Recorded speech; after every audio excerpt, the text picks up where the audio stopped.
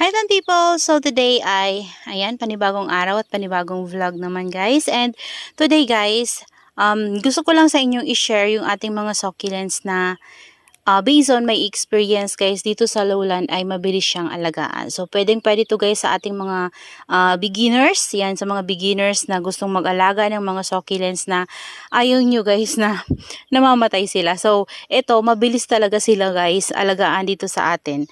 Ayan, so first natin guys na mai-share sa inyo ay itong ating snow peach.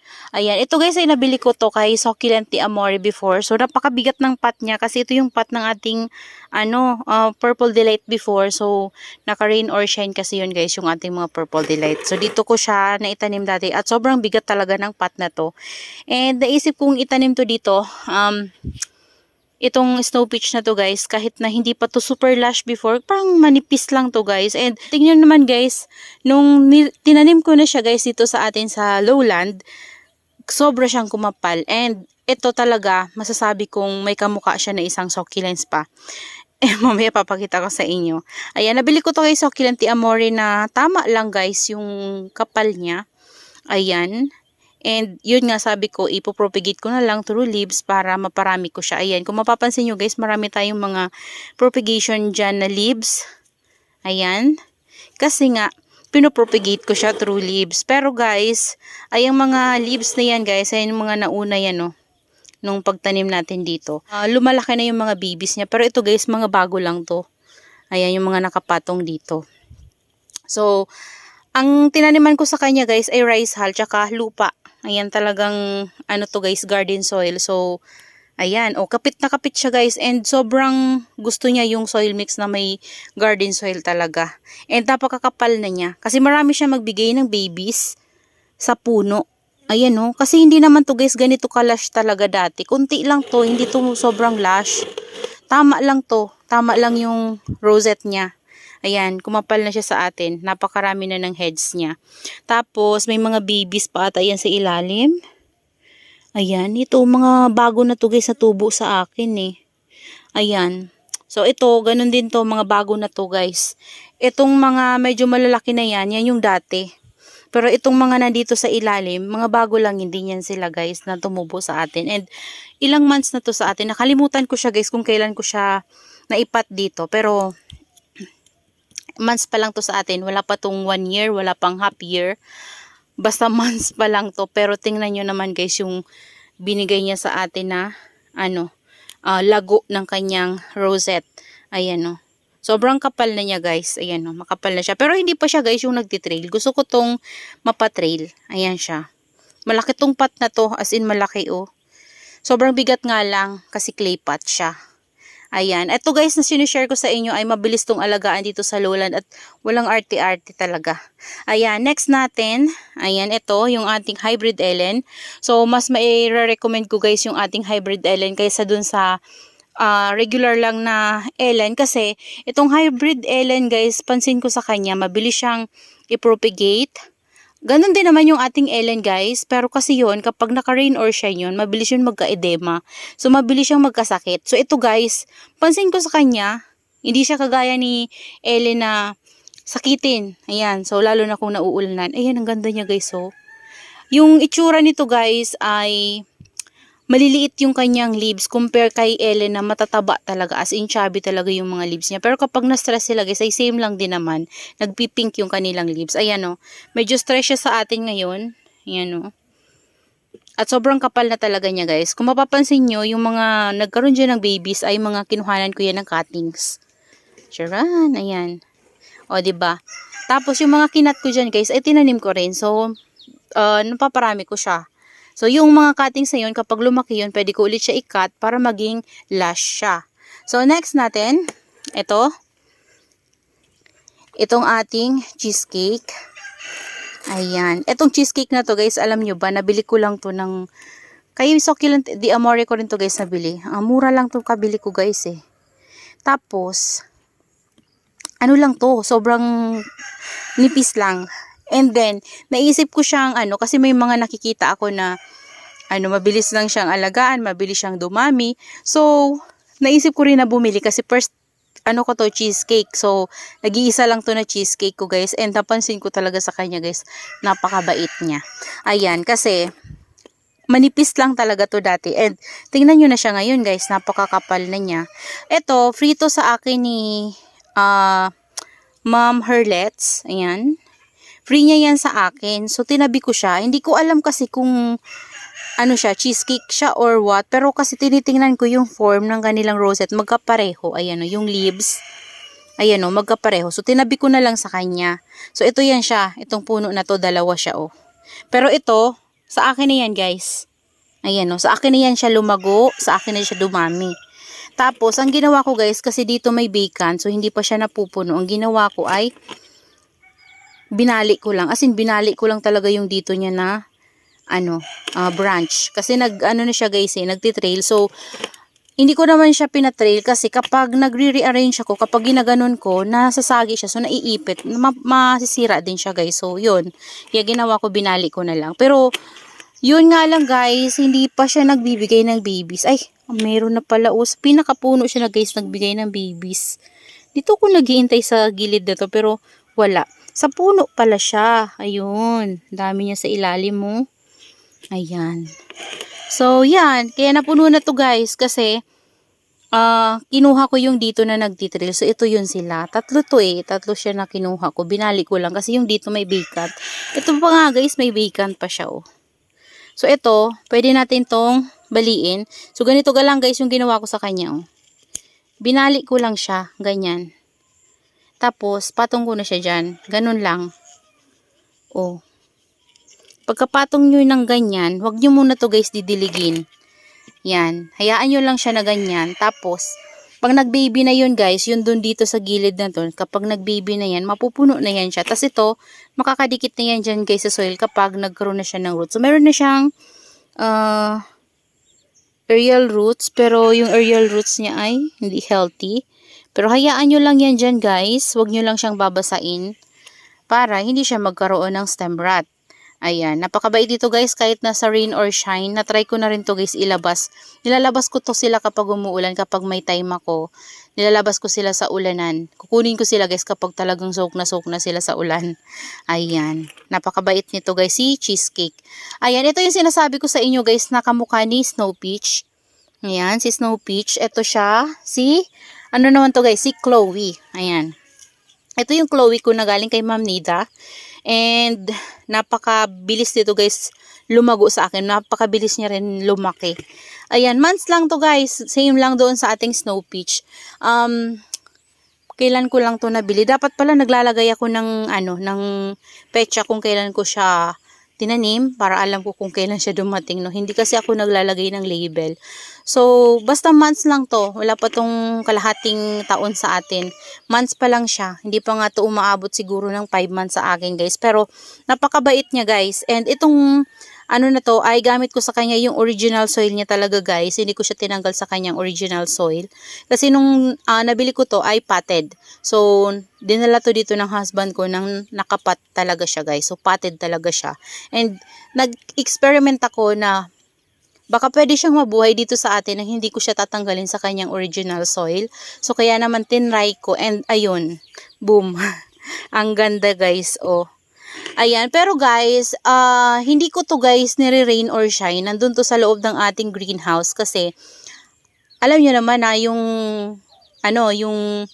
soil mix ng highlands ay talaga siya, lupa. So, ganun din naman dito guys, gumamit ako ng lupa sa kanila. Pero kasi itong ating mga succulents na to, nilalabas ko sila kapag may time lang talaga ako. Kapag wala akong ginagawa. Nilalabas ko sila kapag umuulan. Ayan, kapag sinipag din ako kasi napakabigat lalo na yan, no. So ginagawa ko na lang, ini-spray ko kapag hindi umuulan at hindi wala akong time na ilabas sila kapag umuulan. So ini-spray ko na lang sila ng water or binubuhusan ko. Pero kahit na guys, rain or shine nyo itong ating Chloe na to, okay na okay to guys, si Chloe. At tested ko na rin to guys kasi yung mga propagation ko nito nilagay ko sa rain or shine. So, napakaganda niya guys. Napakabilis lang nito mag-baby guys. Ayan o. Ayan. So, mga bagong babies niya yan sa atin. So, nung nabili ko to kay Ma'am Nida, ito yung mga babies niya, maliliit pa to as in. Ito lang yung malalaki niya. Ayan. Nakaganyan siya. Tapos, ito, maliliit pa to sa puno niya. So, lumaki na siya. Tapos, tinubuan siya ng mga new babies. Ayun. Oh, ang dami, diba, sa ilalim. Yan, mga bago na yan sa atin na tubo niya. So, mabilis din siyang ilipropa. Ayan, may mga lip propagation tayo dyan. Galing din yan, guys, sa puno niya. Yan, yung mga sa puno niya na kinukuha ko. Nilalagay ko lang din dyan para ma-propagate sila dyan. So, kapag malago na sila, pwede natin silang i-separate, diba? So, ayan, ang ganda. Magkakulay din sila, guys. So, magkakulay, mukha. Si Snow Peach at saka si Chloe. Pero, hindi sila, guys, pareho, Yan, magkaiba silang plant. Ito guys, si Chloe din to. Pero ito guys, hindi siya stress. Kagaya nitong isang ito, stress talaga to. Ayan. Pero ito hindi. Malaki yung pot nito at matangka din. Ayan. Ito yung galing kay Ma'am Migs o Balangabang Succulent Bouquet. And nagtitrail talaga ito. Sobrang laki nito guys. And nagtitrail siya. So, dahil gusto kong itong na to guys, puno niya, magkaroon ng maraming baby. So, kinat ko siya. Ayan napakarami niyang baby sa binigay, diba? Ayan, yung mga kinat ko dyan, pinropagate ko, tinanim ko. So, ayun. Buhay na din sila, guys. And, ang kapal nito. Ayan, Inaantay ko lang to, guys, ma-stress. So, ini-stress ko lang siya. So, siguro ma-stress na to, guys, kasi bihira ako makadilig ngayon. Ayan. So, dinidilig ko lang to kasi lagi, dati guys, kasi, diba, nung bago siya sa atin, so, medyo kulubot pa. So, ayan. Ngayon, naka-recover na siya, mga chubby-chubby na yung leaves niya. Pwede na siyang i-stress. Kasi stable na siya dito sa atin. Oh. Ayan, sobrang lago. Oh, pero magkaiba sila ng color kasi ito, hindi pa siya stress. Ayan, next guys, na mabait dito sa akin guys sa lowland, itong ating lovely rose. Kasamahan to guys ni this one ni Chloe. Ayan, na dumating sa atin si lovely rose. Ayan, pero hindi ko to guys ma-recommend sa mga beginners kasi maraming nagsasabi sa akin sa comment section na nahihirapan silang buhayin yung lovely rose sa place nila. So, dito sa akin guys, mabilis ko lang siyang mabuhay. So, kung nag-aalala kayo guys, 'di ba nung naitanim ko to, kasama din yung original soil niya. So, kinuha ko talaga siya ng buo. Nilagay ko siya dito sa pot na to, kinuha ko siya ng buo, tinanim ko siya kasama yung kanyang original soil. So, ayan, okay naman siya guys. So, lalo nga siyang naging malago. Diba? Ayan siya, okay naman siya guys. At na-maintain ko yung close yung rosette niya. Ayan yung gusto ko guys, hindi kagaya nung ang dami kong lovely rose guys, nagiging hybrid yung mukha niya. So, ito, hindi ko na talaga siya ginalaw and gusto ko talaga siyang maging compact yung leaves niya. Compact din naman yung akin guys, pero kasi parang naging hybrid yung mukha niya. So mamaya ipapasilip yun sa inyo. Ayan tingnan nyo guys. Ang ganda nito. Kasi gusto ko talaga yung rosette nito para siyang rosas. O, diba? Pero ito guys, mabait siya sa akin. Tingnan nyo naman, kahit sa lipropa, mabait ito. Ayan mga lipropa. Ayan baby guys ng lipropa. Ayun din lipropa yan siya. Ito pa. Oh, 'di ba? Okay naman sila, guys. Ayan. So hindi lang siguro nyo guys makuha yung kiliti ng inyong lovely rose dyan sa inyo.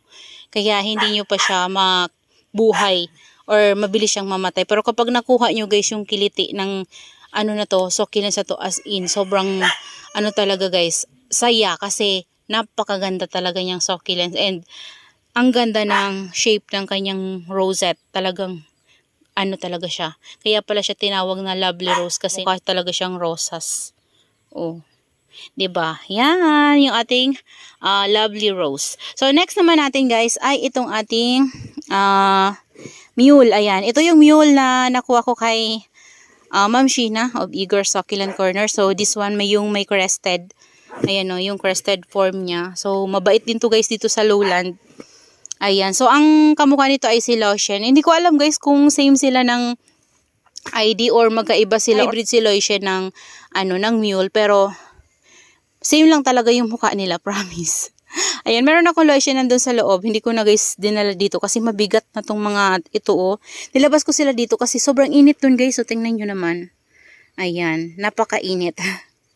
So, nilabas ko sila. So, yan guys, yung mga succulents. Actually, marami pa tayong mga succulents na ma-share sa inyo na talagang mabait guys dito sa lowland. Kaso lang guys, hindi ko na sa inyo maisa-isa pa kasi ahaba ng sobra yung ating video. Pero, ayan, sa ngayon, ito muna guys yung ma-share ko sa inyo ng mga succulents na mabait dito guys sa lowland at pwede nyo guys i-collect. Pero, except kay Lovely Rose kasi marami nagsasabi sa akin na nahihirapan sila dito. Pero, ayan, itong kasamahan nila guys ay mababait talaga guys dito sa lowland at mai-recommend ko sa inyo for beginners na mag-collect kayo nito guys and alagaan dyan sa garden nyo. Talaga ito mabubuhay nyo sila. Ayan, lalo na kung hindi kayo guys naka-rain or shine, kahit naka-rain or shine man kayo guys, pwede to sa inyo. Basta yung pot nyo ay huwag nyo gagayahin yung pot ko kasi napakalaki ng mga pot ko guys.